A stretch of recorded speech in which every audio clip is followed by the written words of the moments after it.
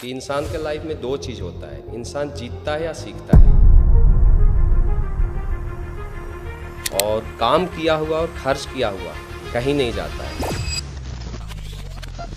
10 महीने के करोड़पति हो आप। जी सर, मैं 8 साल के अंदर दिन रात एक करने के बाद मैं 80 लाख कमाया था। AWPL के अंदर मैं सिर्फ 10 महीने के अंदर करोड़पति बन गया था।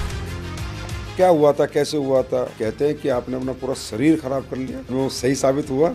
अगर मैं डिसीजन नहीं लेता तो शायद आज मैं यहाँ पर नहीं होता और मेरे साथ जितने कामयाब लोग हैं वो आज उस मुकाम पर नहीं होते। एक लड़का को जबरदस्ती कुछ पैसे देके ने बोला कि शिव कुमार के टीम में जाओ, और उसने ये झूठी अफवाह फैला दिया कि ऐसा हुआ। 3-4 महीना में हम सब कुछ पकड़ लिए कि अगर बड़ी कामयाबी लेनी है तो हमें यूजर बेल्ट पर काम करना पड़ेगा और लोगों को हमें यूजर बनाना पड़ेगा। दुनिया में सबसे बड़ा एक्सपीरियंस अगर कोई होता है तो समय का होता है सर। शिव कुमार जी कहाँ सीखा? आप तो सीखते सीखते करोड़पति बन गए 10 महीने में। 2000 लोगों की भीड़ नहीं देखते, अपने जैसे कामयाब लोगों को नहीं देखते, तो आज शिव कुमार शायद डायरेक्ट सेलिंग में नहीं होता। जी सर, बिल्कुल नहीं। इंसान के लाइफ में दो चीज होता है, इंसान जीतता है या सीखता है। और काम किया हुआ और खर्च किया हुआ कहीं नहीं जाता है। दोस्तों, फिर एक बार आप सभी का स्वागत है लीडिंग लीडर्स के इस पॉडकास्ट में। जैसा कि आपको पता है, हमारे इस पॉडकास्ट में हम समाज के विभिन्न क्षेत्रों के अग्रणी व्यक्ति जिन्होंने बहुत उपलब्धियां हासिल की हैं, कामयाबी हासिल की हैं, उनसे हम प्रेरणा हासिल करते हैं। आज इसी कड़ी में हमारे बीच आए हुए हैं डॉक्टर शिव कुमार जी, जो डायरेक्ट सेलिंग क्षेत्र से हैं और अपने क्षेत्र में इन्होंने बहुत उपलब्धियां और बहुत कामयाबियां हासिल की हैं।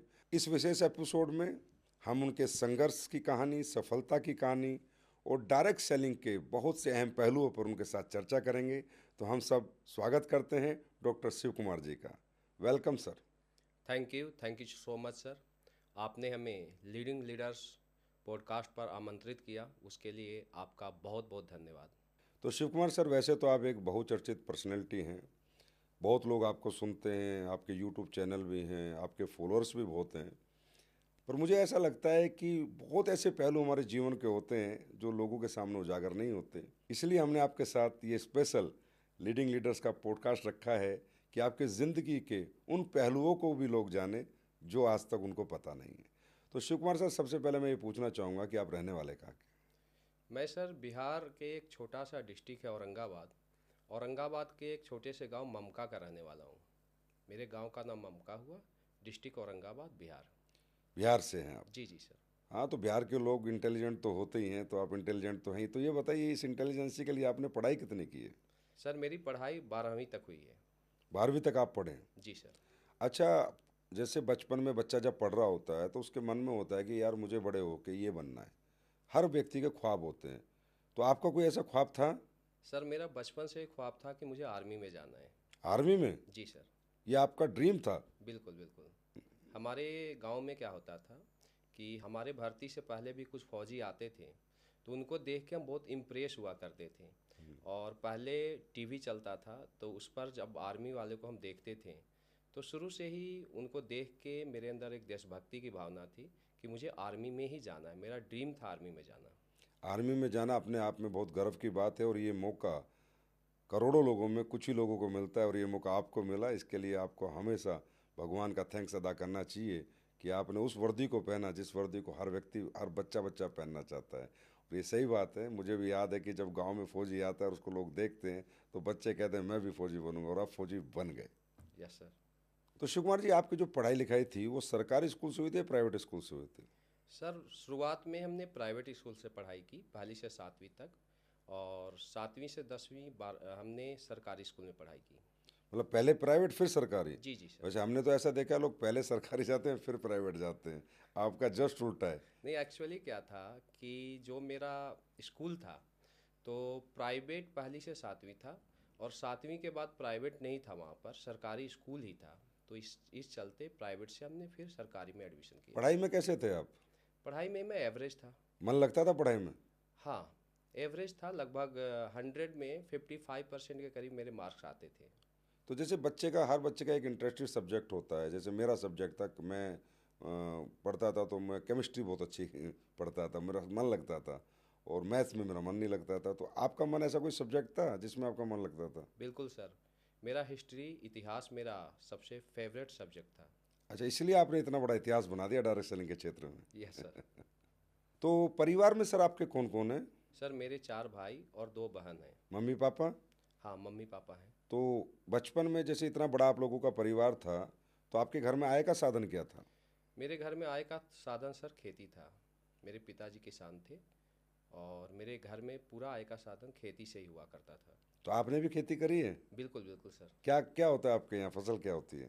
हमारे यहाँ ज़्यादातर धान होता है अच्छा। और रबी फसल भी होता है, जैसे गेहूँ, चना, ये ज़्यादा होता है सर। तो आप जाते थे खेत में काम करने? हाँ बिल्कुल सर, मुझे याद है कि जब मैं 7वीं क्लास में था तो उस समय मैं खेतों में जाके पिताजी के साथ हाथ बटाया करता था। तो कितनी ज़मीन है आपके पास? मेरे पास सर टोटल 30 एकड़ ज़मीन थी। 30 एकड़ तो एक बड़ा लैंड साइज होता है। तो कहीं ना कहीं बचपन में मुझे लगा तंगी वंगी तो आपने नहीं भुगती होंगी। हाँ, एवरेज बोल सकते हैं हाँ। उस समय के लिए, जो गांव में एक मैं ठीक ठाक था घर घर से। तो आर्मी में जाना जैसे आपका सपना था और वो सपना पूरा हुआ होगा, तो फिर आर्मी में जाने के बाद एक ट्रेनिंग होती है शिव कुमार जी। जी सर। वो ट्रेनिंग का एक्सपीरियंस बताओ, आपको हार्ड लगी थी, आसान लगी थी, आप आसानी से कर गए थे? सर ट्रेनिंग का एक्सपीरियंस बहुत हार्ड रहा है। हमें नहीं पता था कि आर्मी में इतनी हार्ड ट्रेनिंग होती है। नहीं तो मैं जाते नहीं? नहीं नहीं, बिल्कुल नहीं जाते। एक्चुअली मैं कुछ लोगों को देख के इम्प्रेस हुआ, फिर मैं टीवी वगैरह पर आर्मी के वर्दी को देख के इम्प्रेस हुआ। तो सेना में जाने का एक जुनून था। जब मैं सेना में गया तो मेरा training RT centre Nashik road camp में हुआ। ओके। तो स्टार्टिंग में इतनी हार्ड ट्रेनिंग होती थी कि कभी कभी तो मन करता था भाग जाए, लेकिन वहाँ पर सिक्योरिटी इतनी टाइट होती है कि भागना भी मुश्किल था। अच्छा, भागने का मन किया है आपका? बिल्कुल बिल्कुल सर, स्टार्टिंग में मेरा नहीं, मुझे ऐसा लगता है कि मेरे साथ स्काउट के जितने लड़के थे 50% जितने भी रिक्रूट हुआ करते थे वो यही बोलते थे कि मौका मिलते ही भाग जाना है। तो सेना की ट्रेनिंग बहुत हार्ड होती है। बचपन में हम लोग मज़े के साथ लाइफ जीते थे और उसके बाद जब सेना में गए तो बिल्कुल 4 बजे हमें जगा दिया जाता था। फिर इसके बाद पीटी में जाना, फिर हार्ड ड्रिल, हार्ड ट्रेनिंग। तो उस समय रियल बहुत हार्ड हुआ करता था हमारे लिए। स्टार्टिंग में तो ऐसा हुआ था हमारे साथ कि जब 2-3 दिन ट्रेनिंग हुई तो हम बैठ भी नहीं पाते थे, हमारा पूरा पाँव बिल्कुल टाइट हो जाता था। तो बहुत हार्ड ट्रेनिंग था। लेकिन शिव कुमार जी, आपको एक बात बताता हूँ, वो जो हार्ड ट्रेनिंग थी ना, उसी से आज ये शिव कुमार बना है, जो ना बिल्कुल। थकता है, ना रुकता है, ना मेहनत से डरता है। वो ट्रेनिंग रियली एक व्यक्ति का व्यक्तित्व को निखार देती है। जी सर। शिव कुमार जी, आपकी स्पीच में हमने कई बार सुना है कि कोई एक बड़ा हादसा हुआ था आपके साथ आर्मी की नौकरी के दौरान। वो क्या हुआ था? क्योंकि आप वहाँ पर तो बड़े शॉर्टकट में लोग सुन पाते हैं। तो क्या हुआ था, कैसे हुआ था? सर ये मेरी ज़िंदगी का एक बड़ा हादसा था।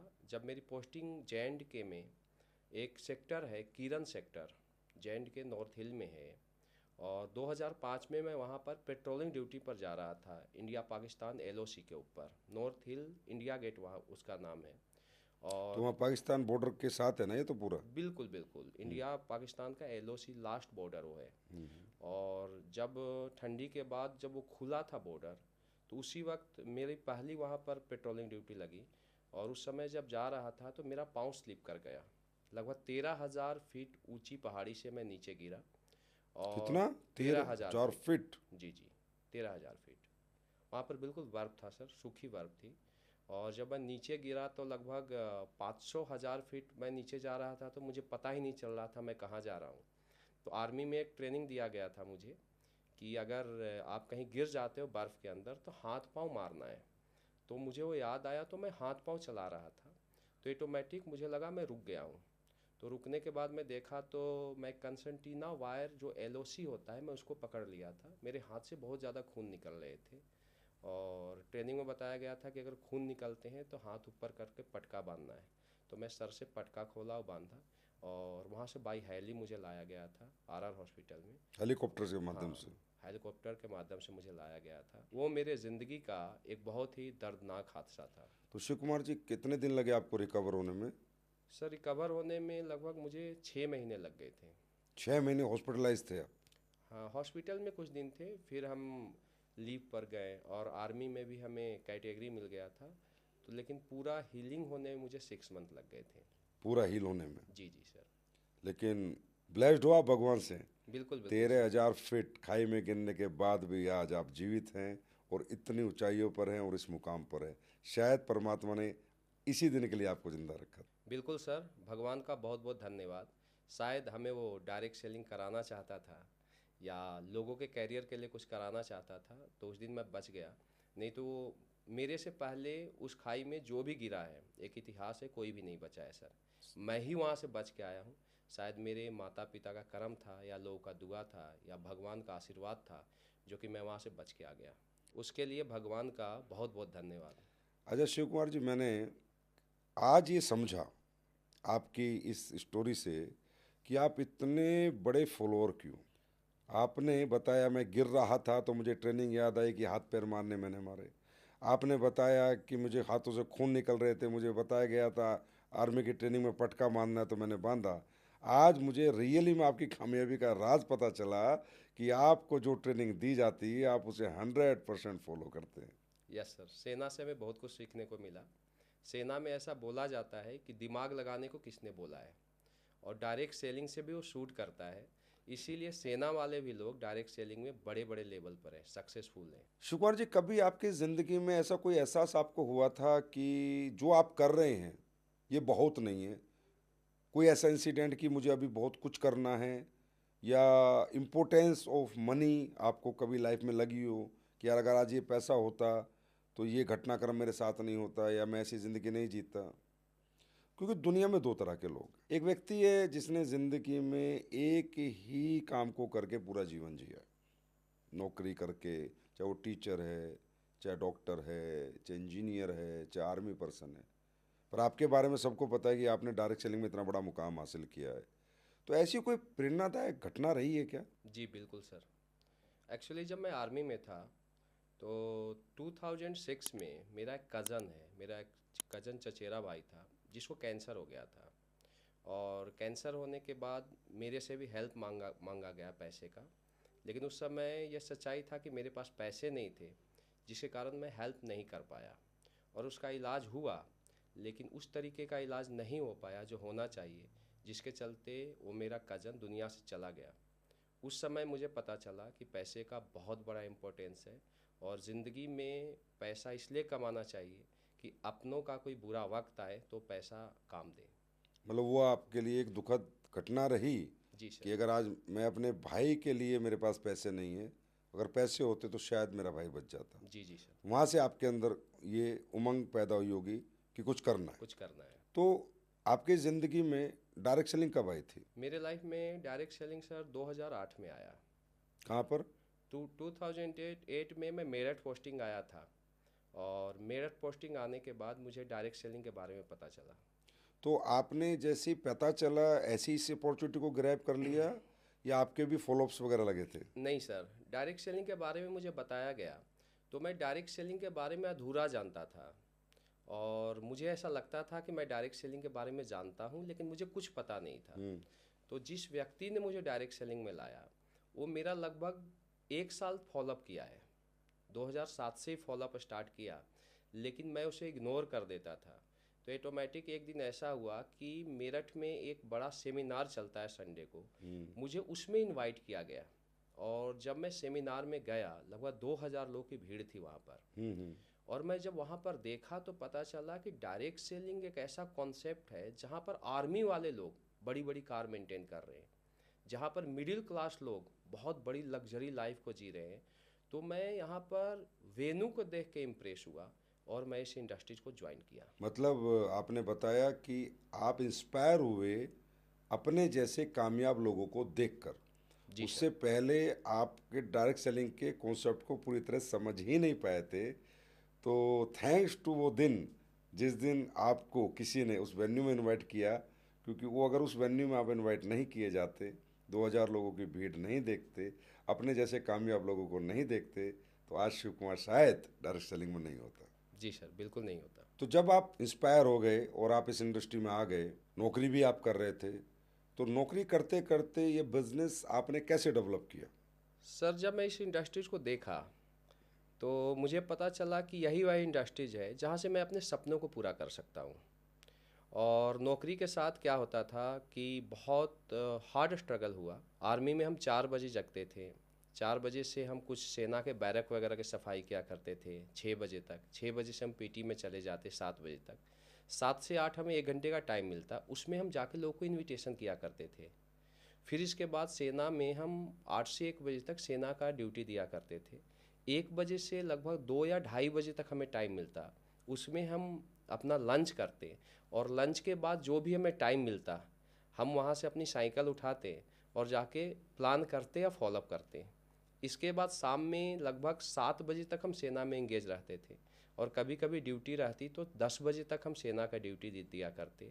और रात को जो हमें टाइम मिलता, लगभग कभी हम 12 बजे तक 1 बजे तक जाके हम प्लान किया करते। तो हमने सेना और डायरेक्ट सेलिंग दोनों को मैनेज किया। छोटा छोटा जो आपको टाइम मिला, घंटा आधा घंटा, उसमें आपने बिजनेस डेवलप किया। तो जर्नी वाकई में उस टाइम पे कठिन रही होगी, क्योंकि कुछ थोड़े थोड़े से एक्सपीरियंस हमारे भी ऐसे ही हैं। लेकिन फिर बड़ी बात है, इतना थकने के बावजूद, इतना हार्ड वर्क के बावजूद भी कहीं ना कहीं आप वहाँ टीम बनाने में सक्षम रहे। तो शिव कुमार सर, फिर आपने, जैसा कि सबको पता है कि एक डिसीजन लिया, बड़ा डिसीजन, नौकरी छोड़ने का, वो कब लिया था आपने? सर मैं 2008 से 2014 तक मैं पार्ट टाइम में किया। 1 फरवरी 2014 को मैं आर्मी को रिजाइन करके फुल टाइम आया। 2014 में मैं सेना को ड्रॉप किया सर। 6 साल करने के बाद? जी जी सर। क्यों किया आपने ड्रॉप वहाँ? मतलब सेना में नौकरी करते करते नहीं कर सकते थे क्या? नहीं सर, मेरा ये मानना है कि कोई भी व्यक्ति दो जगह बड़ी कामयाबी नहीं ले सकता। डायरेक्ट सेलिंग या दुनिया का कोई भी कॉन्सेप्ट टाइम मांगता है।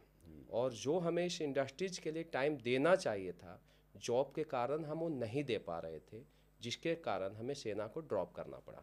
तो जब आपने सेना ड्रॉप की थी, उस टाइम क्या कमाई हो रही थी, क्या इनकम थी आपकी? उस समय सर हमारी इनकम लगभग 60 से 80 हज़ार रुपये पर मंथ का था। 60 से 80 हज़ार? जी जी सर। तो आपने तो नौकरी करते करते ही काफ़ी अच्छी टीम बनाई है। जी सर, नौकरी के दौरान हमने बहुत मेहनत किया। एक्चुअली उस वक्त मुझे याद है कि जब हम सेना में 8 से 10 कभी ड्यूटी लगा करता था, या रात में हमें 2 से 4 ड्यूटी दिया करते थे, तो हम ड्यूटी पर ही, मुझे वो दिन याद है कि खड़े खड़े हम सोया करते थे।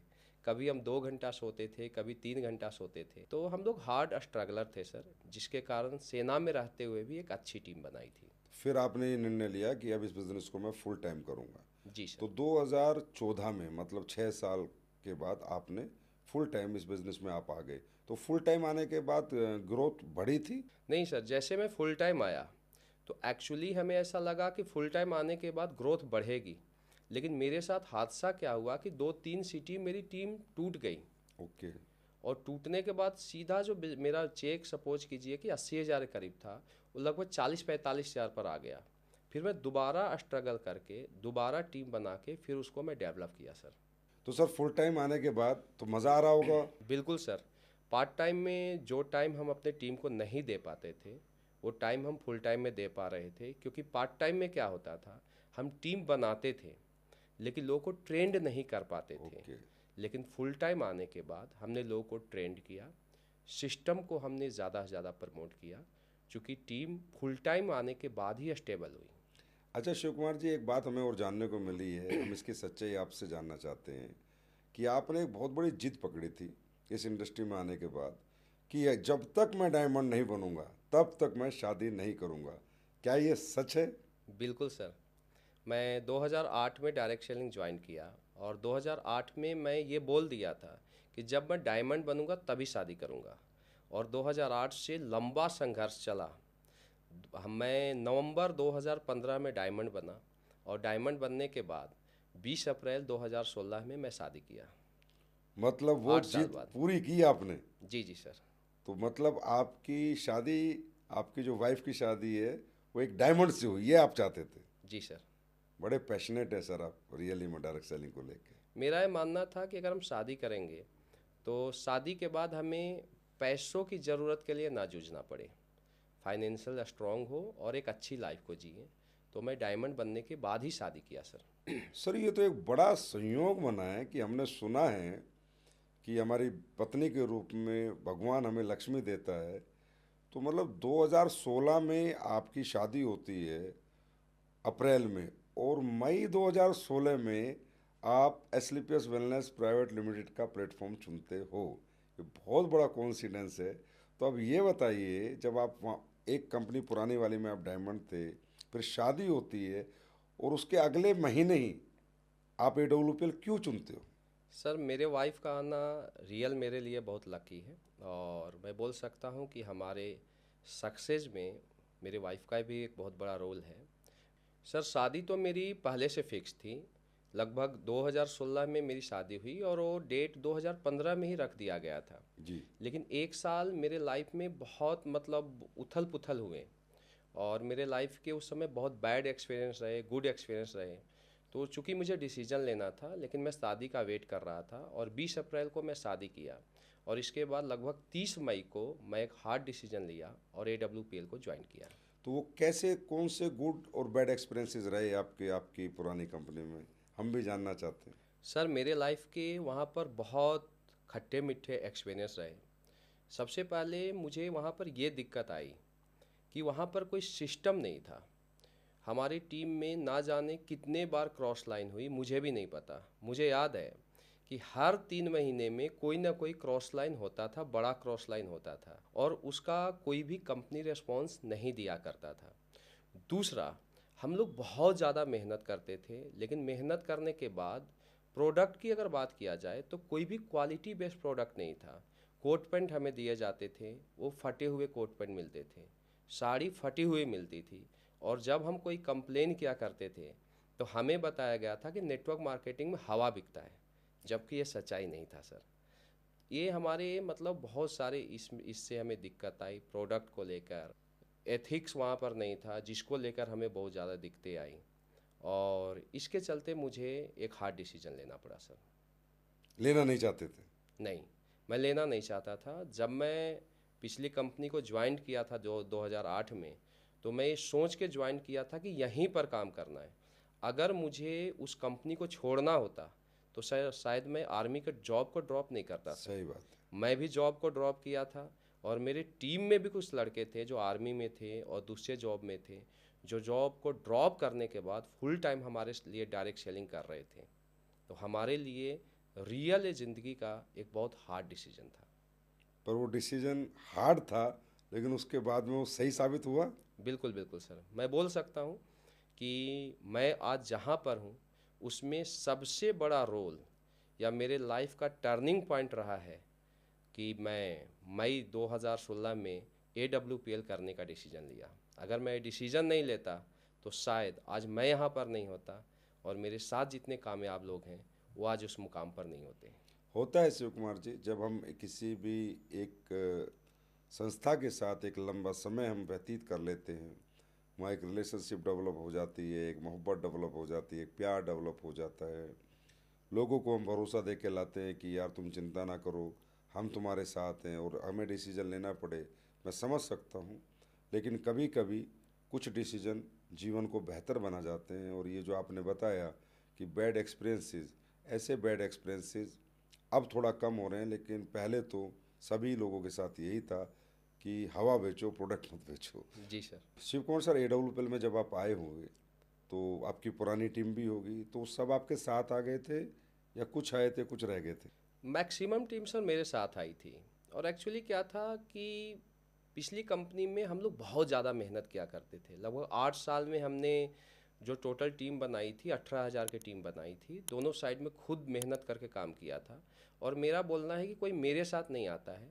अगर आपने लोगों के साथ काम किया है तो लोग आपका साथ देंगे, और अगर आपने लोगों के लिए काम नहीं किया है तो लोग आपका साथ नहीं देंगे। जब हमने डिसीजन लिया था तो लोगों ने एक ही चीज़ बोला था कि सर 8 साल में आपने एक बार भी नेगेटिव बात नहीं किया, और अगर आप ये बोल रहे हो कि अब हमें AWPL को ज्वाइन करना चाहिए, पिछली कंपनी को ड्रॉप करना चाहिए, तो आप गलत नहीं बोल सकते हो। मैं कंपनी के साथ नहीं हूँ, मैं आपके साथ हूँ। और हमने डिसीजन लिया और मैक्सिमम टीम मेरे साथ आ गई थी।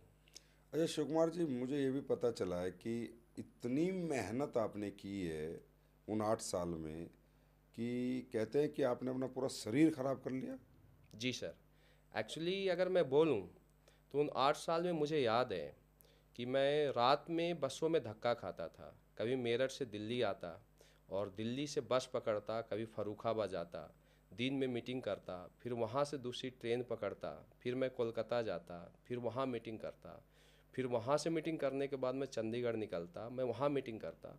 मुझे याद है सर, मैं एक एक साल घर से बाहर रहा हूँ और इतना हार्ड स्ट्रगल किया कि ना मेरा खाने का ठिकाना होता था, ना मैं शरीर को ध्यान देता था। और रियल अगर स्ट्रगल की बात किया जाए तो मैं पिछले कंपनी में स्ट्रगल किया हूँ सर। तो यहाँ आने के बाद कितने दिन में अचीवमेंट आ गई थी आपको? सर यहाँ आने के बाद एक्चुअली जब मैं AWPL ज्वाइन किया तो मुझे नहीं पता था कि प्रोडक्ट का क्या अहमियत होता है। मुझे यहाँ आने के बाद पता चला कि क्वालिटी बेस्ड प्रोडक्ट का रिजल्ट कितना बड़ा होता है। और मेरे साथ AWPL का प्रोडक्ट काम करना स्टार्ट किया, यहाँ के एथिक्स का साथ मिला, यहाँ का प्रिंसिपल का मुझे साथ मिला। और जहाँ पर मैं 8 साल के अंदर दिन रात एक करने के बाद मैं 80 लाख कमाया था, AWPL के अंदर मैं सिर्फ 10 महीने के अंदर करोड़पति बन गया था सर। 10 महीने के करोड़पति हो आप? जी सर, सिर्फ 10 महीने के? केवल 10 महीना। ये अपने आप में बहुत बड़ी अचीवमेंट है शिव कुमार जी। ये सब आपकी पुरानी मेहनत का और जो जज्बा था आपके अंदर पहले दिन से, उस जज्बे का कमाल है। 10 महीने का करोड़पति, ये बहुत बड़ी अचीवमेंट है। जी सर, मैं सुना था पहले कि इंसान के लाइफ में दो चीज़ होता है, इंसान जीतता है या सीखता है।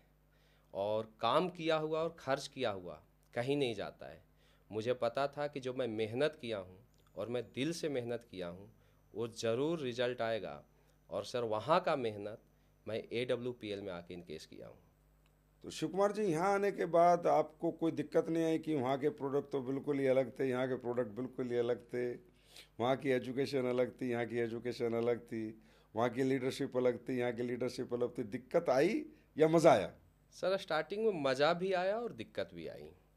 दिक्कतें आई कि जब हमने यहाँ पर डिसीजन लिया आने का, तो आने के बाद जो मेरे कुछ अपलाइन थे वो हमारी टीम को डिस्टर्ब करना स्टार्ट किए, नेगेटिव करना स्टार्ट किए।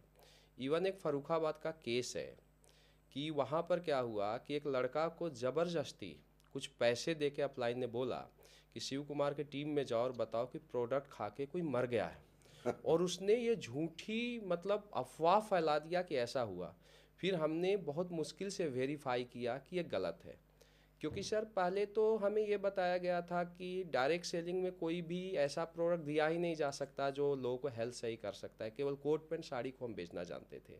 तो जब यहाँ पर आए तो यहाँ यूजर बेल्ट के प्रोडक्ट थे, तो वहाँ का सिस्टम अलग था और यहाँ का सिस्टम अलग था। तो यहाँ पर हमें काफ़ी सारे ट्रेनिंग से सीखना पड़ा, कौन सा प्रोडक्ट किस बीमारी पर काम करता है, या बॉडी को सही रखने के लिए बॉडी को क्या क्या हर्ब्स की ज़रूरत होती है, वो यहाँ पर हमने समझा। तो शुरू में हमें सीखने में कुछ दिक्कतें आई, लेकिन धीरे धीरे धीरे धीरे 3-4 महीना में हम सब कुछ पकड़ लिए कि अगर बड़ी कामयाबी लेनी है तो हमें यूज़र बेल्ट पर काम करना पड़ेगा और लोगों को हमें यूज़र बनाना पड़ेगा। शिव कुमार जी, कहाँ सीखा? आप तो सीखते सीखते ही करोड़पति बन गए 10 महीने में। एक्चुअली सर यहाँ पर आने के बाद टीम हमारे पास ऑलरेडी थी, टीम में कोई कमी नहीं थी, टीम बहुत जुनूनी थी। और पिछले कंपनी का एजुकेशन सिस्टम अच्छा था, लीडरशिप अच्छा था, हमें एक भूख था सक्सेस का कि हमें कामयाब होना है। और हमारे जो टीम के लोग थे उनको भी एक भूख था कि मुझे जल्दी कामयाब होना है।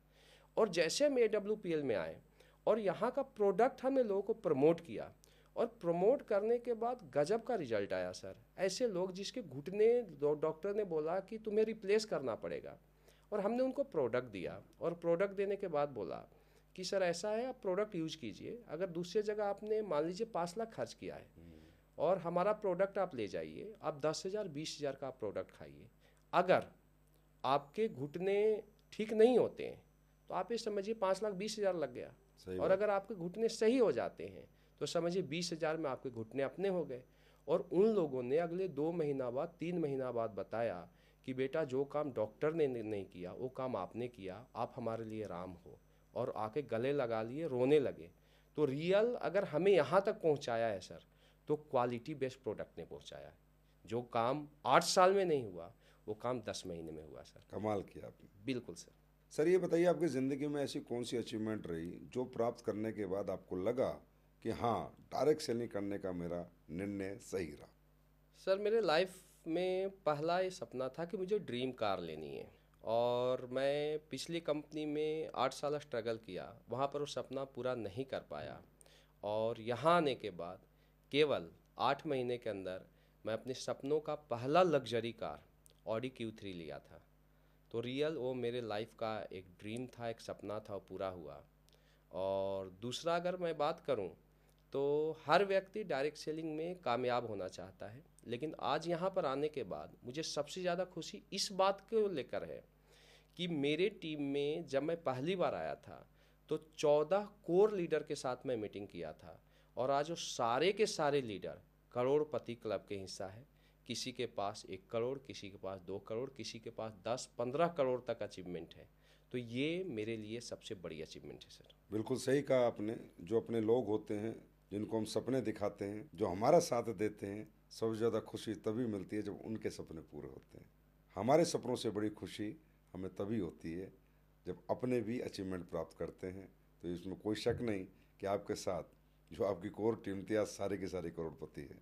तो शिव कुमार जी, आज 2025, 17 साल का डायरेक्ट सेलिंग का एक्सपीरियंस आपके पास है, अचीवमेंट आपके पास है। कोई ऐसी 5 सीख आप हमारे सभी डायरेक्ट सेलर्स को दें कि जिनका अनुसरण करके वो भी आप ही की तरह इतनी बड़ी सफलता हासिल कर सकें। जी सर, बहुत अच्छा सवाल है। और जितने भी डायरेक्ट सेलर हमें सुन रहे हैं उनको मैं ये बताना चाहूँगा कि डायरेक्ट सेलिंग में बड़ी कामयाबी लेना है तो सबसे पहले अपलाइन को ब्लाइंड फॉलो करना पड़ेगा। चाहे कुछ भी हो, आप अपलाइन को ब्लाइंड फॉलो कीजिए। मैं इसलिए यहाँ पर पहुँचा हूँ क्योंकि जिस तरीके से मैं 2008 में अपलाइन को ब्लाइंड फॉलो करता था, आज 2025 में भी वैसे ही ब्लाइंड फॉलो कर रहा हूँ। दूसरा, किसी भी कंपनी में बड़ी कामयाबी लेने के लिए क्वालिटी बेस्ड प्रोडक्ट का होना बहुत ज़्यादा ज़रूरी है। क्वालिटी बेस्ड प्रोडक्ट रहेगी तब आप पैसिव इनकम लेंगे, और क्वालिटी बेस्ड प्रोडक्ट नहीं रहेगी तो एक ना एक दिन नेटवर्क धराशायी हो जाएगी। तीसरा, इस इंडस्ट्रीज में बहुत बड़ी कामयाबी लेने के लिए चाहे परिस्थिति कुछ भी हो, यहाँ अच्छे दिन आते हैं, बुरे दिन आते हैं, एक व्यक्ति को हमेशा पॉजिटिव रहना पड़ेगा। मेरा मानना है कि दुनिया में पॉजिटिव व्यक्ति ही सक्सेसफुल होता है, और सक्सेसफुल व्यक्ति ही पॉजिटिव है। मैं बहुत सारे डायरेक्ट सेलर को देखा हूँ सर कि अच्छे अच्छे लेवल पर जाने के बाद चाहे कारण जो भी हो, लेकिन वो नेगेटिव हो जाते हैं, और जहाँ से वो बहुत बड़ी कामयाबी ले सकते हैं वहाँ से वो पीछे हट जाते हैं। तो पॉजिटिव रहना बहुत ज़्यादा ज़रूरी है। अगला हमारा पॉइंट है कंसिस्टेंसी। यहाँ पर कामयाब होने के लिए हर व्यक्ति को रोज़ करना ज़रूरी है और लगातार करना ज़रूरी है। जो व्यक्ति लगातार इस काम को करता है वो हमेशा बड़ी कामयाबी लेता है। और हमारा पांचवा हमारा पॉइंट है कि धैर्य रखना पड़ेगा। अच्छे दिन आते हैं, बुरे दिन आते हैं। हमारे साथ भी ऐसा हुआ कि मैं 2008 से 2016 तक लगातार स्ट्रगल किया, बहुत हार्ड स्ट्रगल, बहुत संघर्ष किया, लेकिन कामयाबी नहीं मिली। अगर मैं धीरज नहीं रखता तो शायद आज मैं क्राउन एम्बेसडर नहीं होता। और मैं विषम परिस्थितियों में भी उतना ही काम किया, उतना ही धीरज रखा जितना कि सम परिस्थिति में था। तो धीरज रखना पड़ेगा। ये मेरे डायरेक्ट सेलर के 5 पॉइंट्स हैं जिसको अगर फॉलो करे हर व्यक्ति तो यहाँ से सर बड़ी कामयाबी ले सकता है। शिव कुमार जी, बहुत बेहतरीन शिक्षा आज आपने अपने 17 साल के एक्सपीरियंस से डायरेक्ट सेलर्स को दी है। और प्रैक्टिकली इसमें 2-3 बात मैं भी जोड़ना चाहूँगा आपके साथ कि जैसे शिव कुमार जी ने कहा ब्लाइंड फॉलो, तो ब्लाइंड फॉलो हम अपलाइन को इसलिए नहीं करते कि वो हमारा सीनियर है या वो हमारा अपलाइन है या वो हमारा खुदा है। हम इसलिए करते हैं क्योंकि उसके पास हमसे ज़्यादा एक्सपीरियंस है। यस। अपलाइन एक एक्सपीरियंस होता है, तो कहीं ना कहीं वो उन सब परिस्थितियों से गुजरा हुआ है जो आज एक डायरेक्ट सेलर के सामने खड़ी है। इसके लिए कहा जाता है कि अंधभक्ति नहीं कहते इसको, इसको कहते हैं एक एक्सपीरियंस होल्डर व्यक्ति हमारे ऊपर है, वो हमें हर परिस्थिति से निकाल सकता है क्योंकि वो भी उन्हीं परिस्थितियों से गुजर के आया है। जी सर। दूसरा आपने कहा कंसिस्टेंसी, परसिस्टेंसी, रोज़ लगातार। तीसरा आपने कहा पॉजिटिव रहना है, उतार चढ़ाव। वो व्यक्ति हकीकत में लाइफ में जो भी व्यक्ति इस जीवन में ऊपर चढ़ के भी गिर गया है वो नेगेटिव हो गया तभी गिरता, नहीं तो नहीं गिरता। और आखिरी आपने पेशेंस बताया, तो मैं एक बात कहूँगा, when you get the big break in your life you don't कब अच्छे लोग मिल जाएंगे, अच्छी टीम मिल जाएगी, कंपनी क्या और अच्छा लेके आ जाएगी, क्या हो जाएगा आपको नहीं पता। आपका काम है धैर्य रखना, पॉजिटिव होते हुए, रोज लगातार काम करते हुए, अपलाइन की बात मानते हुए काम करते रहना। मज़ा आ गया शिव कुमार सर आपका ये एक्सपीरियंस जान के। शिव कुमार सर, एक डायरेक्ट सेलर जब आता है तो वो बहुत छोटी सी इनकम करता है, और कभी कभी तो ऐसा होता है कि उसकी जॉब से ज़्यादा पैसा आ रहा होता है और यहाँ कम पैसा आ रहा होता है, और फिर एक समय पर आके वो ज़्यादा भी कमाने लगता है। तो मैं ये जानना चाहूँगा, क्या फाइनेंशियल मैनेजमेंट भी डायरेक्ट सेलिंग की कामयाबी में कुछ असर करता है? बिल्कुल सर। इस इंडस्ट्रीज में अगर किसी को भी कामयाब होना है, दुनिया कोई भी इंडस्ट्रीज है, तो उससे अपने फाइनेंस को मैनेज करना पड़ेगा। मेरा ये मानना है कि यहाँ पर अगर बड़ी कामयाबी लेनी है तो अब जो भी उसका इनकम आता है 50% कम से कम बिजनेस पर खर्च करना चाहिए। क्योंकि बहुत सारे मेहनती लोगों को मैं देखा जो मेहनत बहुत ज़्यादा करते हैं लेकिन उनकी ब्रांडिंग कमज़ोर है, वो खर्चे नहीं करना चाहते। सपोज कीजिए उसका बिजनेस कोलकाता में है और वो दिल्ली में बैठा है, सिर्फ कोलकाता इसलिए नहीं जाता कि कोलकाता जाएगा 10 दिन रहेगा तो 50,000 खर्चे हो जाएंगे, जबकि हम यहाँ पर क्यों पहुँचे। मुझे याद है कि मैं पैसे को कभी पैसा नहीं समझा। मुझे याद है कि अगर मुझे चंडीगढ़ जाना है तो यहाँ से सीधा गाड़ी पकड़ता था, चंडीगढ़ जाता था, होटल में रहता था, वहाँ टीम को एजुकेट करता था और फिर वापस दूसरे सिटी में चला जाता था। तो अगर फास्ट अचीवमेंट लेनी है तो अपना जो भी इनकम है उसका 50% बिजनेस पर खर्च कर दे, तो मैं दावा देता हूँ 3 से 5 साल में सर बड़ी कामयाबी मिल जाएगी। 3 से 5 साल में बड़ी कामयाबी मिलेगी, 50 साल तक कामयाबी रहेगी। इसमें मैं आपको एक बिजनेस ट्रेनिंग है जो आपने कहा, आपने तो अपने एक्सपीरियंस से कहा, ये प्रैक्टिकली वर्ल्ड वाइड एक ट्रेनिंग है कि अगर आपको छोटी दुकान को बड़ा बनाना है तो छोटी दुकान से कमाया हुआ पैसा दोबारा डालोगे दुकान में तो ही दुकान का साइज बड़ा बनेगा। इसे कहते हैं री इन्वेस्ट। री invest your income in your business. क्योंकि व्यापार में ये ट्रेनिंग्स हैं, बिजनेस वर्ल्ड की ट्रेनिंग है कि व्यापार में जो व्यापार आपको पैसा कमा के दे रहा है आप उसको क्या दे रहे हो। सिर्फ मेहनत नहीं, आप भी उसके पार्टनर हो। आप और बिजनेस, आप दो पार्टनर हो। जो इनकम आएगी दोनों में बराबर बटेगी। अगर जो ज़्यादा लेके जाएगा उसकी ज़िंदगी इम्बैलेंस हो जाएगी। अगर हम पैसा कमाते हैं तो जो पैसा हमें आता है उसे हमें 50% री इन्वेस्ट बिजनेस पे और 50% अपने जीवन के सुधार पे करना चाहिए। और एक बात और मैं बताना चाहता हूँ इस पॉडकास्ट में, क्योंकि ये बड़ा मुद्दा आपने रखा है, कि ये 50% हमेशा नहीं रहता है। ये 50% रहता है एक लिमिटेड रैंक तक। जैसे आप ब्लू डायमंड बने होंगे 50%, ब्लैक डायमंड 50%, बस।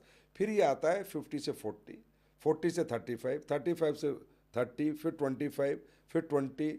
इसी तरह आते आते आते पता चलेगा कि जब आपका ब्रांड एम्बेसडर का चेक आएगा तो मात्र 10% री इन्वेस्ट करना है आपको, और उससे अगला रैंक आपका तैयार हो जाएगा। तो ये परसेंटेज री इन्वेस्ट का कम भी होता चला जाता है अचीवमेंट के अनुसार, रैंक के अनुसार और इनकम के अनुसार। लेकिन अगर कोई व्यक्ति अपने बिजनेस को अपना पार्टनर नहीं बनाता है और अपना प्रॉफिट अपने बिजनेस के साथ शेयर नहीं करता है तो उसके बड़े बिजनेस भी कभी भी छोटे हो जाते हैं। ये बहुत बड़ा सबक है, बहुत बड़ा लेसन है। जिसको भी डायरेक्ट सेलिंग में अपना फ्यूचर चाहिए उसको ये फाइनेंशियल मैनेजमेंट करना आना चाहिए। शिव कुमार जी। बिल्कुल बिल्कुल सर। बोला भी गया है कि जितना शक्कर डालोगे पानी उतना ही मीठा होगा। तो बिजनेस को बड़ा करना है तो खर्च करना पड़ेगा sir. Shiv Kumar sir, direct selling का एक सिस्टम होता है, एजुकेशन सिस्टम भी होता है, यहाँ कुछ इवेंट्स भी होते हैं, जैसे संडे सेमिनार्स होते हैं, फ्राइडे ट्रेनिंग्स होती हैं, फंक्शंस होते हैं, रेजिडेंशियल ट्रेनिंग्स होती हैं 3-3, 4-4 दिन की, ट्रिपल टीज होती हैं, ट्रेन द ट्रेनर्स। तो आपके अनुसार क्या डायरेक्ट सेलर को अटेंड करनी चाहिए? इनको अटेंड करे बिना भी वो आराम से कामयाब हो सकता है? बिल्कुल सर, अटेंड करनी चाहिए। मेरा ये मानना है कि छोटा टीम अपने तरीके से बनाया जा सकता है, लेकिन बड़े टीम को बनाने के लिए हमेशा सिस्टम को ब्रांडिंग करना चाहिए, सिस्टम को मजबूत करना चाहिए। किसी भी जगह अगर हमें कामयाब होना है तो ट्रेनिंग लेना पड़ेगा। बोला भी गया है कि लर्निंग इज अर्निंग। अगर आप सीखोगे तभी आप पैसा कमाओगे। और आज कोई भी टीम बड़ा हुआ है उसमें एजुकेशन सिस्टम का यानी ट्रेनिंग सिस्टम का एक बहुत बड़ा रोल रहा है, बहुत बड़ा योगदान रहा है। आज जब हम स्टार्ट किए थे तो हम 20 सेल से स्टार्ट किए और आज देखा जाए तो हमारे नेटवर्क में लगभग 10 से 12 हज़ार सेल वीकली जाते हैं। तो अगर 8 साल में 20 सेल से 10 से 12 हज़ार सेल वीकली गया है, तो इसके पीछे सबसे बड़ा रोल रहा है हमारे मजबूत ट्रेनिंग सिस्टम का। अब पहला हो गया ट्रेनिंग, दूसरा हो गया वेन्यू। वेन्यू अगर मैं बोलूँ, और मैं डायरेक्ट सेलिंग में आया ही था तो वेन्यू को देख के आया था, क्योंकि वेन्यू में क्या होता है, एक माहौल होता है सर। जो माहौल संडे के सेमिनार में मिल जाएगा, वो माहौल 1-to-1 प्लान में किसी को भी नहीं मिल सकता है। तो एक माहौल को पॉजिटिव बनाने के लिए एक सेमिनार को स्ट्रॉन्ग करना ज़रूरी है। और दूसरा हो गया फंक्शन। फंक्शन की आप बात कर रहे हैं, तो फंक्शन मैं बोल सकता हूँ कि विज़न को क्लियर करने का सबसे बड़ा माध्यम है। हम 1-to-1 किसी को भी डायरेक्ट सेलिंग का बड़ा रूप हम नहीं दिखा सकते कि डायरेक्ट सेलिंग कितना बड़ा है, लेकिन जब कोई भी फंक्शन होता है, चाहे वो छोटा फंक्शन हो चाहे एक बड़ा फंक्शन हो, जब आम व्यक्ति ये देखता है कि एक व्यक्ति को, एक डायमंड को, एक अम्बेसडर को, एक क्राउन अम्बेसडर को इतना बड़ा इज्जत मिलता है, तो इज्जत को देख के प्रेरित होता है कि मुझे भी ऐसी इज्जत चाहिए। क्योंकि मेरा ये मानना है कि डायरेक्ट सेलिंग में शुरू में पैसा कम आता है और मेहनत ज़्यादा करना पड़ता है, जबकि बाद में क्या होता है कि मेहनत जीरो होता है और पैसा बहुत बड़ा आता है। तो शुरुआत में कोई भी व्यक्ति पहले साल या दूसरे साल इसीलिए टिकता है कि वो इज्जत को देख के टिकता है कि मुझे ऐसी इज्जत कमानी है।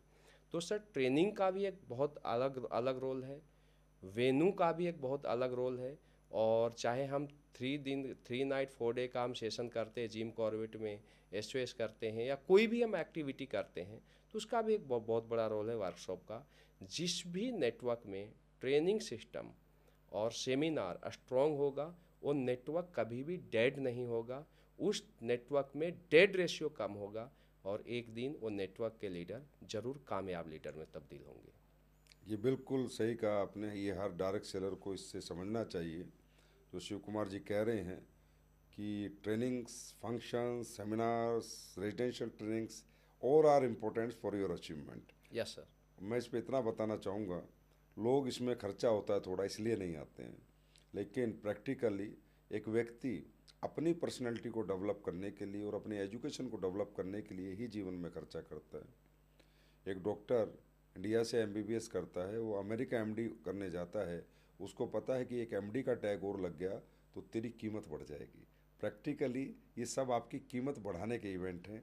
जब जब आप इन इवेंटों से होके आओगे, जो भी डायरेक्ट सेलिंग में जाएगा वो 2 कमाता था 4,000 कमाने लगेगा, 4 कमाता था 8, उसकी कीमत बढ़ती चली जाएगी, क्योंकि उसने कहीं ना कहीं अपनी एजुकेशन को, अपनी काबिलियत को प्लस किया है, ना कि माइनस किया है।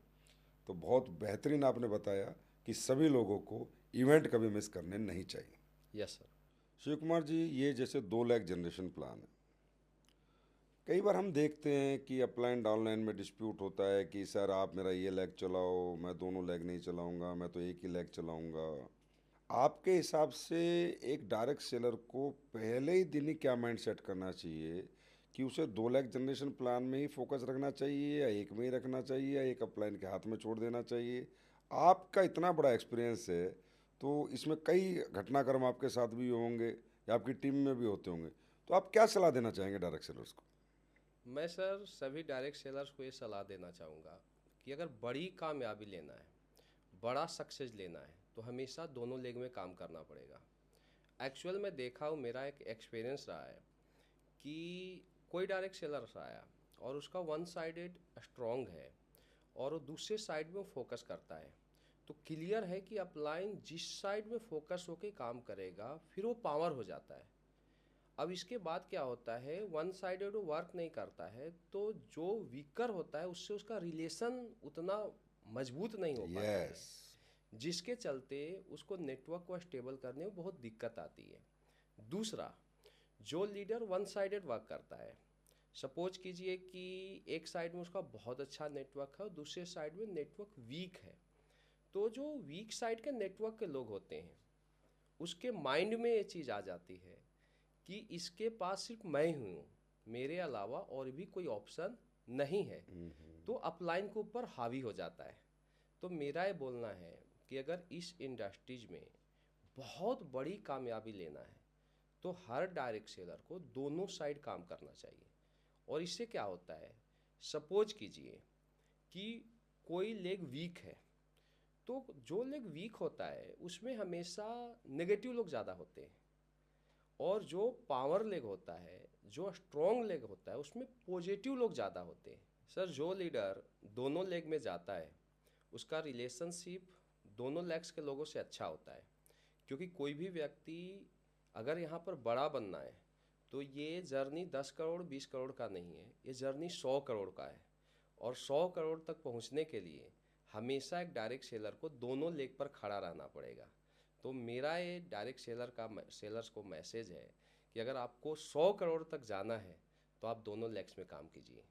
बड़ा परफेक्ट मैसेज आपने दिया है। मैं इसमें इतना सा प्लस करूँगा कि आपके पास अगर एक पावर भी है, लोग भी खूब हैं, फिर भी आपको जाना है, क्योंकि आपको इन्हीं लोगों को और आगे लेके जाना है। नंबर्स बहुत बड़े हैं 100 करोड़ तक पहुंचने के लिए।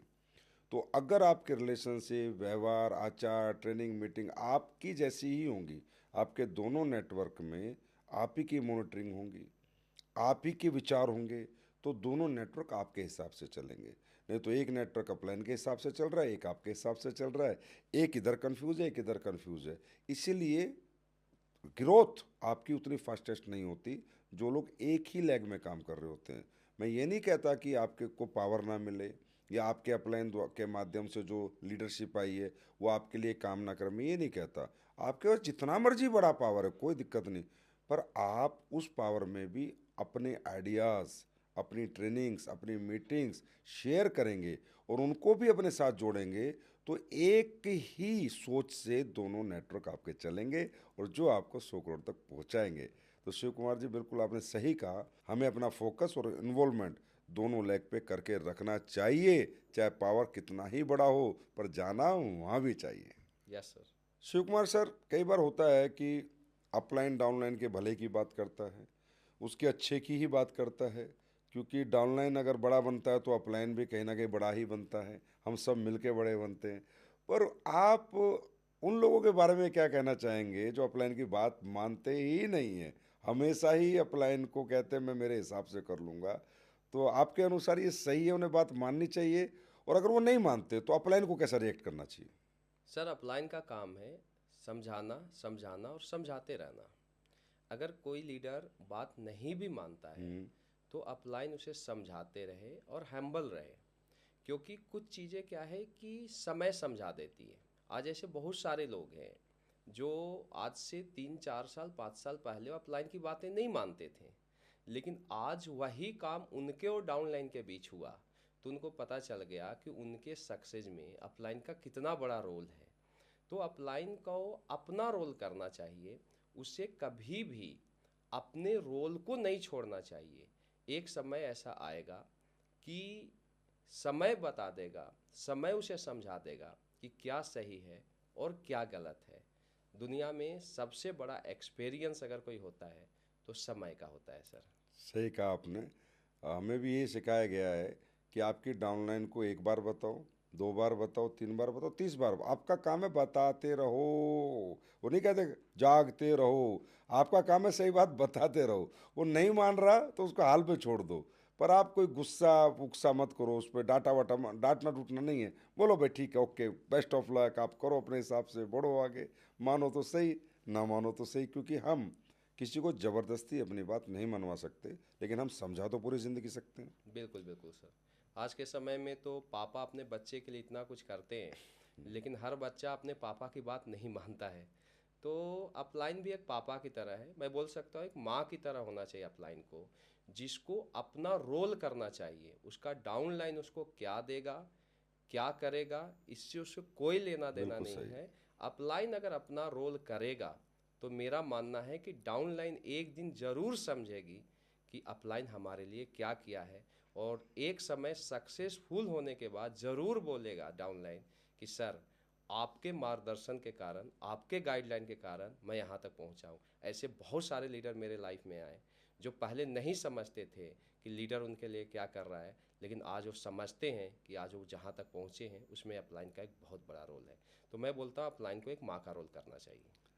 मैं आपको बताता हूँ, जैसे अभी आपने कहा कि बच्चे पापा की बात नहीं मानते, नहीं, मानते शुरू में नहीं है, 30-35 साल बाद कहते पापा सब सही कहते थे, पापा पढ़ने के लिए कहते थे, पापा कहते थे बेटा बस 12 साल पढ़ ले पूरा जीवन ऐश करेगा, लेकिन हम क्रिकेट खेलते थे, तब समझते हैं। जी जी। तो वो कहावत है, when you understand the game of your life, जब तक आप सही गलत समझते हो, you are too old to play, फिर उस गेम को आप खेल नहीं पाते। यस। आज मैं कुछ ऐसे उदाहरण जानता हूँ हमारी कंपनी में, मेरे पास आते हैं कई बार अपलाइन, सर ये बात नहीं मानता, सर मैं इसका ये कर दूंगा, सर मैं इसका ये कर दूंगा।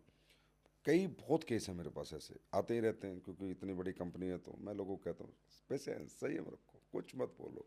बोला सर कैसे ना बोलें, सर हम कहते हैं एस में आना है तो एस में लोग नहीं लेके आ रहा, सर हम कहते हैं फंक्शन में आना तो फंक्शन में नहीं आता, सर ना कभी क्या नाम है हमें सही फिगर देता।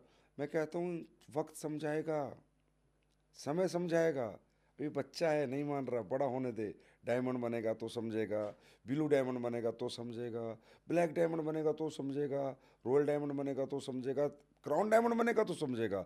जैसे जैसे इसकी उम्र इस व्यापार में बढ़ती जाएगी, यही बंदा सब बातें मानेगा।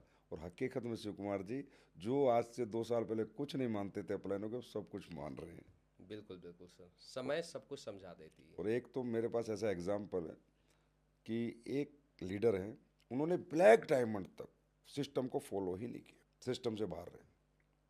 ब्लैक डायमंड के बाद उनको पता नहीं क्या हुआ, एक ट्रेनिंग हुई थी हम लोगों की CLT, जी सर। उसमें उन्हें समझ में आ गया यार मेरी तो सारी गलतियां हैं, और उन्होंने फॉलो कर लिया। शिव कुमार जी 25,000 के चेक से 2 लाख की कैपिंग भी लगा दी मात्र 1 साल के अंदर।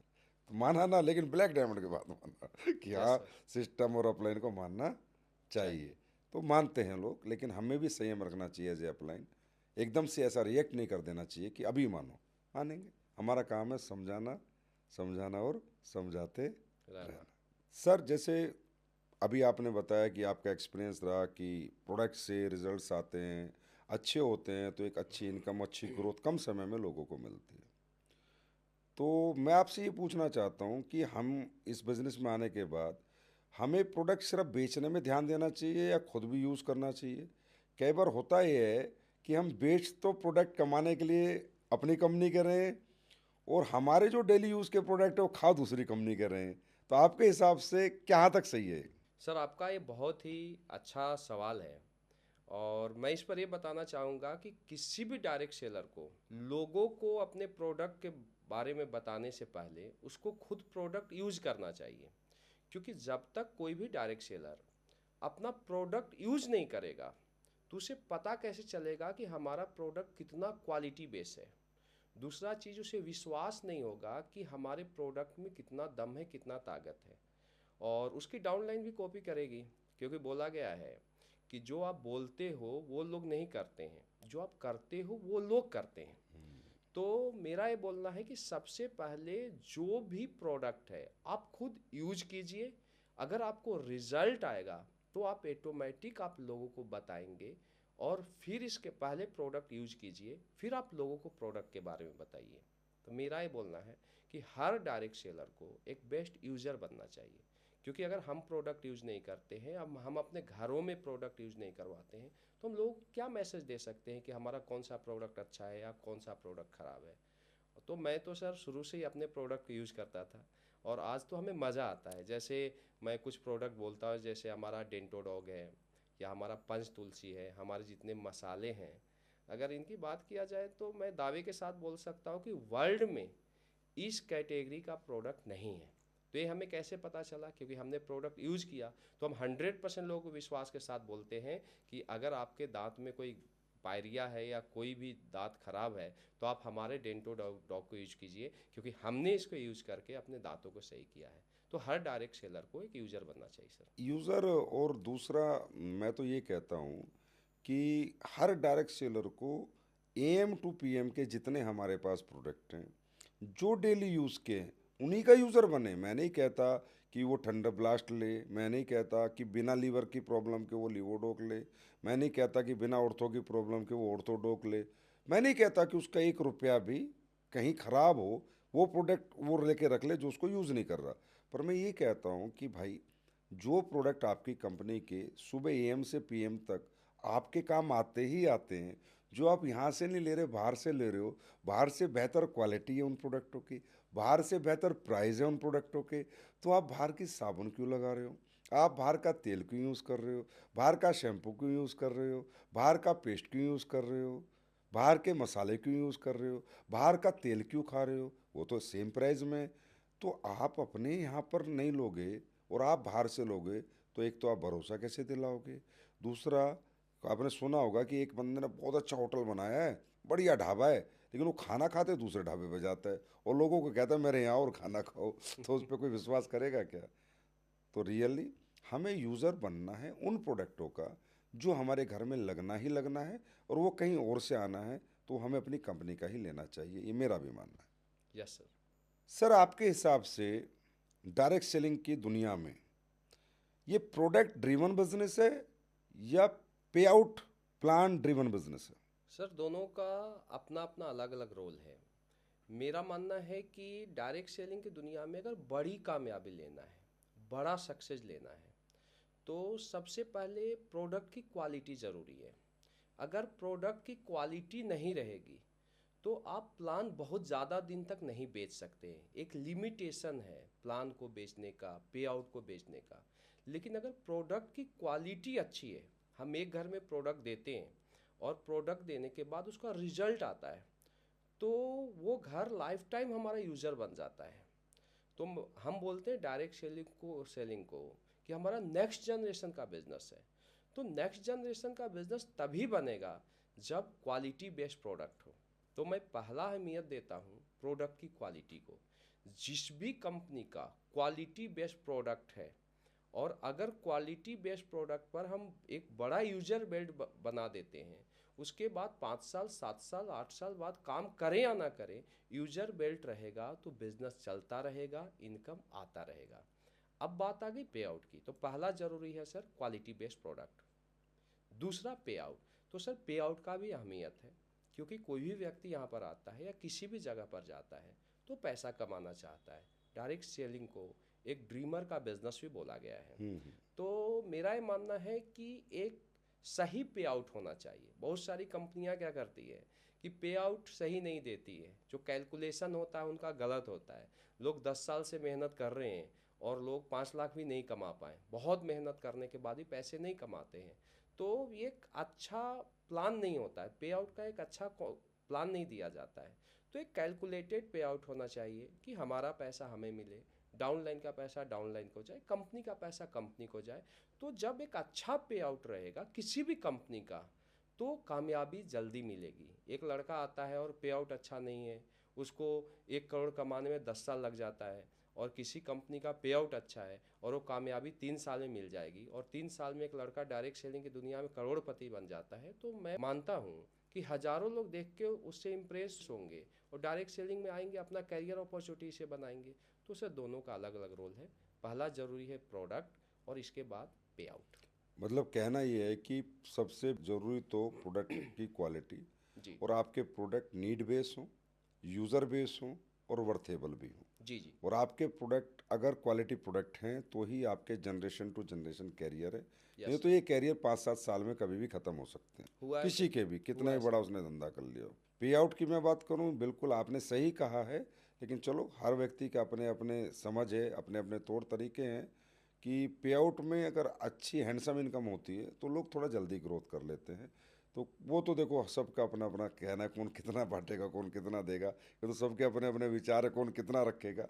उस पर मैं जा नहीं कमेंट करूँगा कि भाई ठीक है, कंपनियों को कैसे अपना इंफ्रास्ट्रक्चर चलाना है, कैसे सिस्टम चलाना है, वो कंपनियों के ऊपर है। लेकिन हाँ, हैंडसम अमाउंट आएगा तो व्यक्ति जल्दी ग्रोथ करेगा, और उसकी ग्रोथ को देख के कहीं ना कहीं एक बड़ा तबका समाज का डायरेक्ट सेलिंग की तरफ अट्रैक्ट होगा, और डायरेक्ट सेलिंग में इन्वॉल्व होकर वो भी अपना कैरियर बनाएगा। Yes sir. तो सर, प्रोडक्ट पे हम बात कर रहे थे, तो अब मुझे ये और बता दीजिए कि डायरेक्ट सेलर जब सुबह घर से निकले तो क्या सिर्फ उसको अपना प्रेजेंटेशन फोल्डर लेके निकलना है या प्रोडक्ट भी लेके जाना चाहिए।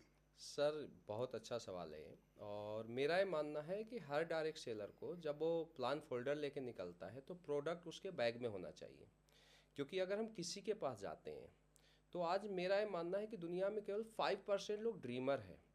हम 5% लोगों को हम सपने बेच सकते हैं या उनको ड्रीम दिखा सकते हैं कि आप यहाँ से करोड़ों रुपए का अचीवमेंट ले सकते हैं। लेकिन 95% लोग दुनिया में ड्रीमर नहीं है सर। सही बात। उनके सर सपने नहीं है कि मुझे बड़ी कार लेना है, बड़ा घर लेना है। अगर उनके पास जाके हम प्लान को बेचेंगे तो वो इस बिज़नेस को ज्वाइन नहीं करेंगे। लेकिन हमारे पास यूज़र बेल्ट के प्रोडक्ट होंगे, कोई भी हम 10-12 प्रोडक्ट ले जाते हैं, तो मैं दावा के साथ बोल सकता हूँ कि प्रोडक्ट की क्वालिटी को बता के हम हर घर में 1000, 2000, 5000 का हम प्रोडक्ट दे के आएंगे और उसे यूज़र बना सकते हैं। तो मेरा ये बोलना है सर कि हर डायरेक्ट सेलर को अपने पीठ के जो बैग होते हैं उसमें 10-12 प्रोडक्ट लेके जाना चाहिए। देखो, इसके में मैं इतना इनपुट देना चाहूँगा कि अगर मैं आपको पेपर पे कोई गाड़ी दिखाऊं तो ज़्यादा अच्छा फील आएगा, या उस गाड़ी में बैठा के आपको घुमाओ तो ज़्यादा अच्छा फील आएगा? गाड़ी में बैठा के सर। यही प्रोडक्ट होता है। एक प्रोडक्ट को सिर्फ आप प्रेजेंटेशन फोल्डर में दिखा रहे हो, उसी प्रोडक्ट को आप टच, फील और टेस्ट करा के उसका एक्सपीरियंस कस्टमर को दे रहे हो, तो कस्टमर कहीं ना कहीं आपके साथ आएगा, आपको कुछ ना कुछ एसपी देगा। और हमारा मकसद डेली एसपी लेके आना है, ना कि वो पुराने डरे वाली बातें, आईडी शाईडी, ये इससे कोई मतलब नहीं है। मेरा मकसद है 100 एसपी, तो 100 एसपी चाहे 5 घर से मिले, चाहे 2 घर से मिले, चाहे 8 घर से मिले। मेरा मकसद है 1000 एसपी, तो 3 घर से मिले चाहे 40 घर से मिले, मकसद तो पूरा हुआ ना मेरा। और अगर हर घर में कंज्यूमर है, हर घर में नेटवर्कर नहीं बैठा, हर घर में ड्रीमर नहीं बैठा। ये मैं भी कहना चाहूँगा आपकी बात से सहमत होते हुए कि बिना प्रोडक्ट के घर से ना निकलें। रही बात आपकी लीडरशिप की, आपकी नेटवर्क मार्केटिंग की, जब आप अच्छा कंज्यूमर बेस बना लेंगे तो उसमें से नेटवर्कर अपने आप निकल के आएंगे। जब आपके पास एक बड़ा कंज्यूमर बेस आएगा तो अपने आप नेटवर्कर निकलेंगे, अपने आप टीम बिल्डिंग होगी, अपने आप आपकी बड़ी बड़ी टीमें बनेंगी। और अगर आपके पास यूज़र बेल्ट जितनी ज़्यादा है, समझ लीजिए इनकम उतनी ही आपके पास ज़्यादा है। तो शिव कुमार सर, अब जानते हैं थोड़ी आपकी अचीवमेंट्स के बारे में। अब हम ये जानना चाहते हैं कि आज आप कितनी कार मेंटेन कर रहे हैं? सर आज मेरे पास 2 कार हैं। एक हमारे पास ऑडी Q3 है और दूसरा पॉर्श है। तो ये पोर्शे कब ली थी आपने? सर पॉर्शे लिए मुझे 3 साल हो गए। ये बड़ा नाम है इस कार का, जी सर। बहुत बड़ा नाम है। तो ये इसके बारे में भी कोई है, कोई ऐसी स्टोरी कि आपने सोचा यार मैं, भाई मर्सिडीज भी ले सकते थे, BMW भी ले सकते थे, जैगवार भी ले सकते थे, कि मैं पोर्श लूँगा? जी सर बिल्कुल। जब मैं ऑडी लिया तो चूंकि उस समय ऑडी, BMW, मर्सिडीज़ का एक बहुत बड़ा क्रेज़ था। तो चूंकि ऑडी लेने के बाद मैं सोचा कि मैं ऐसी कार लूं जो कि मतलब बहुत कम लोग वहां तक सोचते हैं। तो मैं उस कैटेगरी से नेक्स्ट लेवल के कैटेगरी में जाना चाहता था। तो मैं सर्च किया सारा शोरूम में जाके, तो मुझे पॉर्श समझ में आया कि ये कार लेने के बाद रोड पर चलने के बाद मज़ा आएगा। तो सिर्फ फिर मैं उसके बाद पॉर्श लिया सर। अब ये बताइए, जो नौकरी में 2007 में कितनी तनख्वाह मिलती थी आपको, 8 में? 2007-8 में हमारी उस समय जो तनख्वाह थी लगभग 20,000 करीब थी। 20,000 रुपये? जी जी। तो ये 20,000 रुपये कमाने वाला 2008 में व्यक्ति आज मंथली कितने पैसे कमा रहा है? सर अगर मैं मंथली इनकम की बात करूं तो आज हमें इस बिजनेस से 70 से 80 लाख महीने का इनकम आता है सर। एवरेज पड़ता होगा? Average average. मतलब सब कुछ मिला के? सर इस बिजनेस में इंसेंटिव और बोनस अगर मैं टोटल जोड़ूं तो लगभग 70 से 80 लाख महीना हर महीने का इनकम आता है सर। तो इसका मतलब तो सर आप हिंदुस्तान के पहले 10 डायरेक्ट सेलर में हो, तो इसके लिए तो बहुत बहुत बधाई आपको। Thank you. मुझे तो लगता है पहले 5 में भी हो सकते हो। ये तो मैंने अभी आंकड़े निकाले नहीं है, पर मैं निकालने की कोशिश करूँगा। तो ये तो बात हुई शिव कुमार जी कार की। हर व्यक्ति का सपना होता है कार, फिर सपनों का घर। घर का सपना पूरा हुआ है या बचा हुआ है? बिल्कुल सर पूरा हुआ है।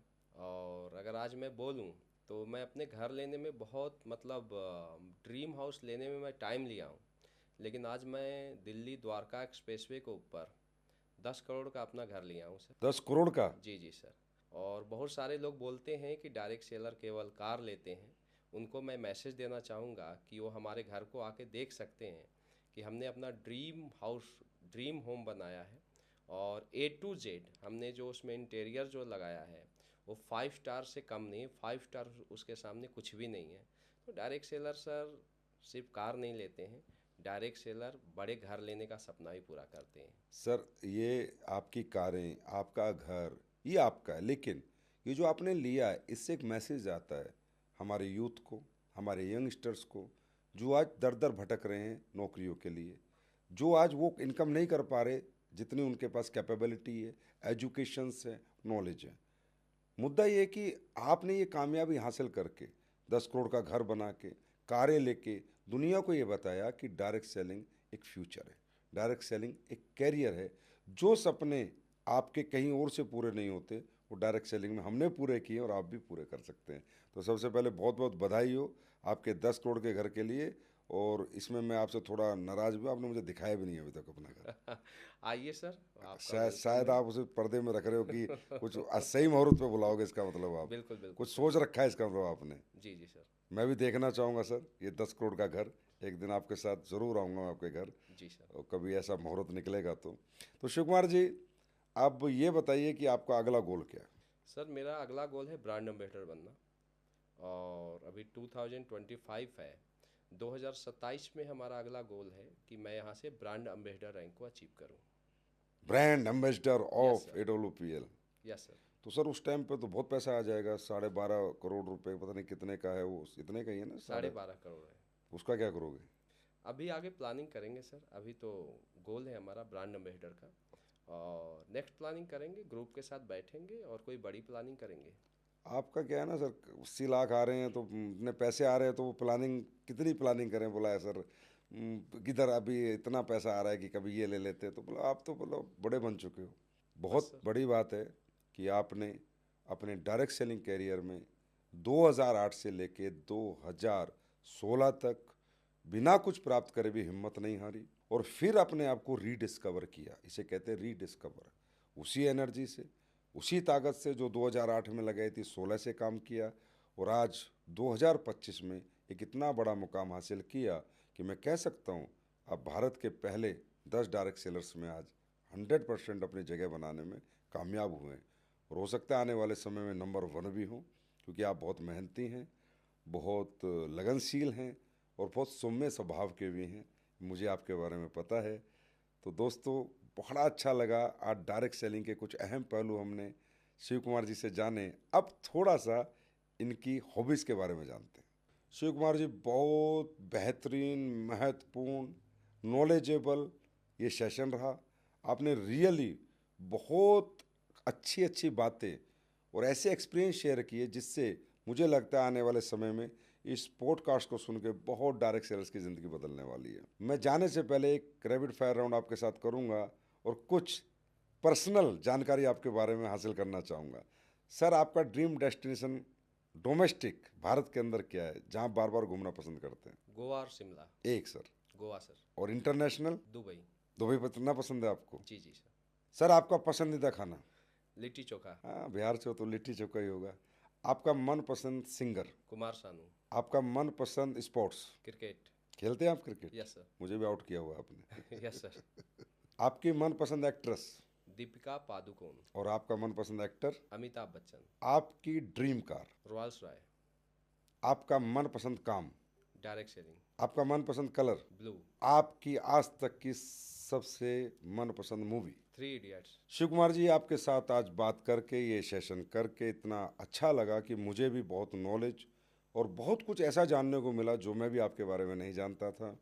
और मुझे लगता है ये आज का पॉडकास्ट सेशन इस दुनिया में जितने भी लोग देखेंगे वो बहुत इंस्पायर होंगे। और ख़ासकर डायरेक्ट सेलर्स इस सेशन को सुनने के बाद, आपका जो एक्सपीरियंस जो आपने शेयर किया है, जो नॉलेज दी है, उसको अपनाने के बाद बहुत बड़ी संख्या में लोग सफल होंगे। तो शिव कुमार सर, आपका बहुत बहुत धन्यवाद। Thank you so much sir. तो दोस्तों, आज के इस पॉडकास्ट में हमें शिव कुमार सर के बारे में जानने को बहुत कुछ मिला। बहुत उन्होंने एक्सपीरियंस शेयर किए और बहुत नॉलेज शेयर की। तो जुड़े रहिए हमारे इस लीडिंग लीडर्स चैनल पर अगले पॉडकास्ट के लिए, फिर मिलने के लिए एक प्रेरणादायक व्यक्तित्व से। बहुत बहुत धन्यवाद।